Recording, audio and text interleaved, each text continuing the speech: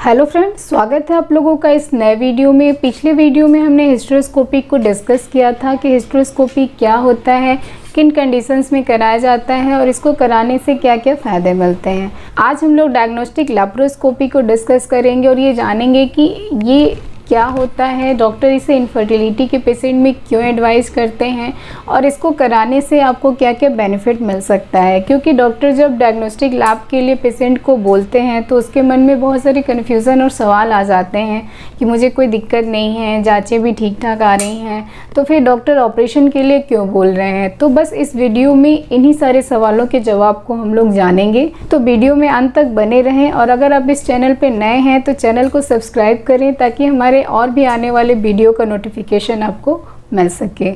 सबसे पहले हम जानते हैं कि लैप्रोस्कोपी होता क्या है।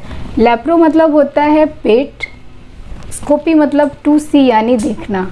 तो नाम से ही पता चल रहा है कि पेट के अंदर देखना। तो लैप्रोस्कोपी एक बहुत ही सिंपल सा प्रोसीजर है। 2 से 3 स्टिच आपके पेट पे एब्डोमेन में लगाए जाते हैं। 24 से 48 घंटे में पेशेंट अपने घर चला जाता है और इसकी जो रिकवरी है वो भी बहुत ही फास्ट होती है। लैप्रोस्कोपी में आपके एब्डोमेन पे 1 से 1.5 सेंटीमीटर का 2-3 या फिर ज़रूरत पड़ने पे 4 छोटे छोटे इंसिजन लगाए जाते हैं, जिसके थ्रू लैप्रोस्कोपी जो एक पतला सा टेलीस्कोप होता है वो आपके पेट में डाला जाता है ताकि आपके जो पेट के अंदर सारे ऑर्गन्स हैं उसको अच्छे से देखा जा सके। लैप्रोस्कोपी जो इनफर्टिलिटी में करते हैं उनमें मेनली आपके रिप्रोडक्टिव ऑर्गन को देखा जाता है, जैसे कि आपके यूट्रस ठीक है या नहीं, फैलोपियन ट्यूब ठीक है या नहीं, ओवरीज और जो एडनेक्सा है आसपास का एरिया है वो ठीक है या नहीं है। लैप्रोस्कोपी कराने में पेशेंट को किसी तरह का पेन नहीं होता है। इसको पेशेंट के कंडीशन के हिसाब से जनरल या फिर स्पाइनल एनेस्थेसिया में किया जाता है। ये इनफर्टिलिटी के पेशेंट में प्रेगनेंसी के चांसेस को बढ़ाने के लिए किया जाता है और मैक्सिमम केसेज में इसको हिस्टेरोस्कोपी के साथ किया जाता है ताकि जो आपके यूट्रस का व्यू है उसको अंदर से और बाहर से दोनों तरह से देखा जा सके और एक फाइनल डायग्नोसिस बनाई जा सके।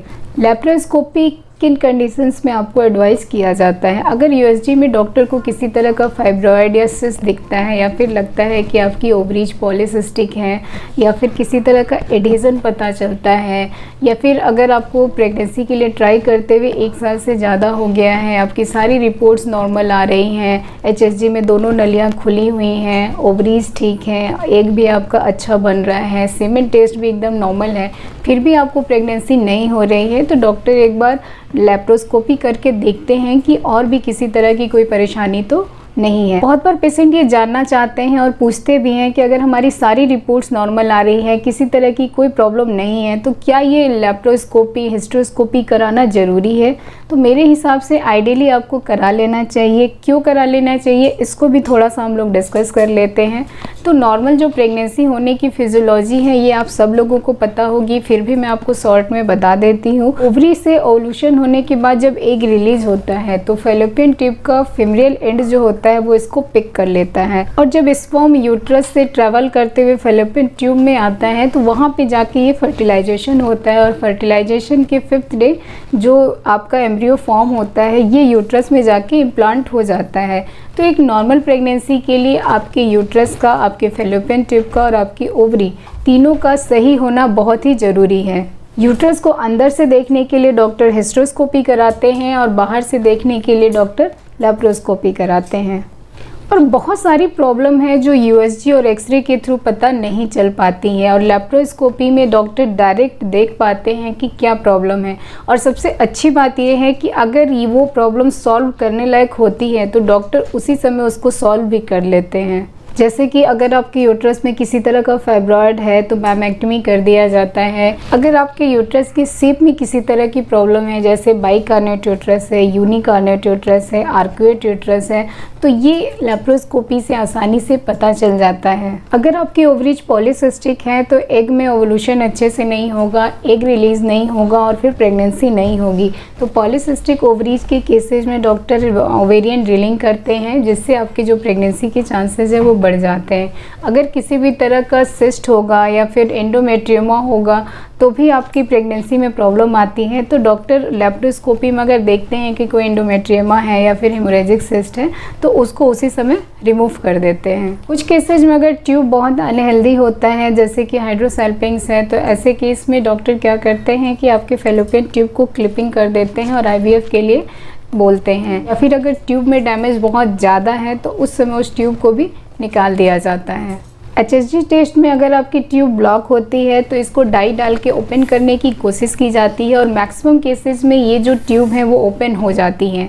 लेकिन अगर ट्यूब बहुत ज़्यादा डैमेज है, डाई डालने के बाद भी ये ओपन नहीं हो रही है, तो ऐसे केस में डॉक्टर आपको IVF प्रेगनेंसी के लिए सजेस्ट करते हैं। लेकिन अगर आपकी एक भी ट्यूब ओपन हो जाती है तो डॉक्टर आपकी फॉलिकुलर मॉनिटरिंग करते हैं और आपको IUI या फिर नेचुरल प्रेगनेंसी के लिए एडवाइस कर सकते हैं। ऐसे पेशेंट जिनमें एंडोमेट्रोसिस की समस्या है या फिर ट्यूबरकुलोसिस जैसी कोई इन्फेक्शन है तो उनमें एडहेजन देखने को मिलता है। उनके यूट्रस, ओवरी और ये जो फेलोपियन ट्यूब एकदम आपस में चिपक जाती हैं, जिसकी वजह से जो नॉर्मल रिप्रोडक्टिव आपका फंक्शन है वो काफ़ी अफेक्ट होता है। एडहेजन की वजह से जो यूट्रस का पोजीशन है वो भी चेंज हो जाता है। अगर ट्यूब में भी किसी तरह की स्वेलिंग होगी या फिर ओवरी में किसी तरह का एडहेजन होगा तो पता चलेगा कि ओवरी एग रिलीज भी कर रही है तो फेलोपियन ट्यूब इसे पिक नहीं कर पा रहा है, तो ऐसे कंडीशन में भी आपको प्रेगनेंसी नहीं होगी।